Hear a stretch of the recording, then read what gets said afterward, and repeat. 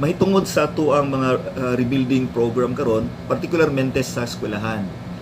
Nasayod man tang matag eskwelahan, more than 50% sa ilang structures for now dili safe gamiton. Mao to gani nga ang uban wa pa man sila nakahimo og mga makeshift classrooms tuas sa ilawom sa mangga, ilawom sa punuan sa kahoy. Ang uban naghimo og mga temporary nga mga tulda para lang dito ikandak ang klase. Nakita nato nga dili pwedeng magmantener sila og tulda, no, labi na kung okay lang og nay tulda unya nay shade nay kahoy. Ote kung tulda lang unya open kayo hasang inita. Kasakit sa bako ang ato ang mga kabataan. So part sa atong rebuilding program sa mga tulungaan mao ang pagtabang sa mga eskwelahan nga makahimo kag mga makeshift classrooms. Considering ang pondo sa Department of Education dili dayo na matagaan og pondo ang ato ang mga tulungaan diri sa Digo City kay iagi pa man nila og mag-appropriate pa sila, isulod pa na nila sa General Appropriation Act. Ug ato ang nahibalaan nga dugay nagihan-ay ang General Appropriations Act of 2020 ug kaning mga eskwelahan nga naapektuhan diri sa atong syudad ingon man sa mga sa probinsya o mga silingang probinsya nga naapektuhan sa linog aduna jud tay maglisod ta no, o pangayo dayon sa DepEd o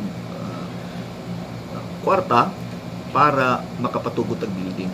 So gipakamaayo sa syudad sa Digos, pinagi sa ako ang administrasyon ang paggahin og kwarta para makahimo tag makeshift building. Nindot kayong makeshift building dito sa Digo City National High School na ongoing na ang construction, 43 classrooms, unya ang kantidad 2.4 million. Diin ang 2 million ni ana gi-shoulder giako sa City Government of Digos. Ang 400,000 giako po na sa PTA. So mao na ang partnership namo dito sa Digo City National High School. Ug usab naghangyo pod ang senior high sa Digo City nga nahimutang sa Igpit nga mangay po silang tabang ingon man ang Mati National High School o uban pang mga eskwelahan diri mo nang gipangandaman nato na gamito na to tong 24 million no niabot og 24 million ako ning natuang pondo para pagtabang.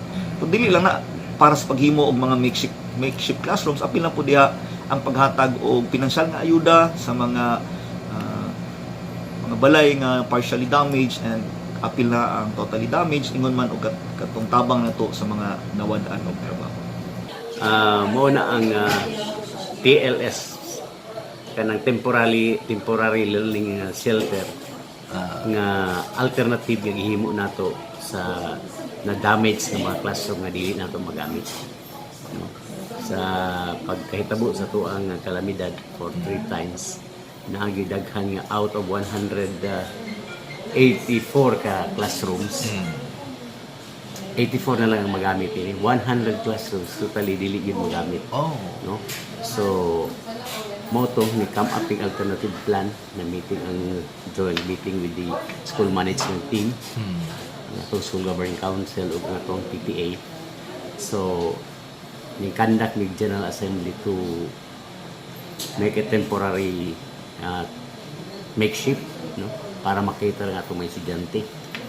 So sa kalipay pud nato kay among i-present ang maong project problema kadto sa opisina ni Mayor. So instead of trapal among gibuhat hindi nahimo noon nga murag temporary pero ligon nga gambalay kay naka-partner pud ta sa tuang sa board of director nga partner in development sa school among gitap atong member sa council sa school governing council in the person of Arthur Sapanta ni come up med isa ka plano nga instead of sako trapal atong himuon nga murag temporary permanent kay it takes mga 2 years siguro ang rehabilitation sa atong school buildings. So mo to come up with budget gi-present namo sa opisina sa atong mayor. So wa mo makuli ang atong mayor niini no ni pagawas dayon og kanang statement muhatag og financial aid no, sa Digo City National High School. So kanang 2 million instead of 10 classroom o 14 classrooms na come up na og 43 ka classrooms, no, temporary shelter sa mga bata. So mao na nga gisugdan na last October. No, ang target nato niya na is mahuman December 11. So, 1 month lang? 1 month lang ang target Oh, okay. sa ato ang partner nga developer.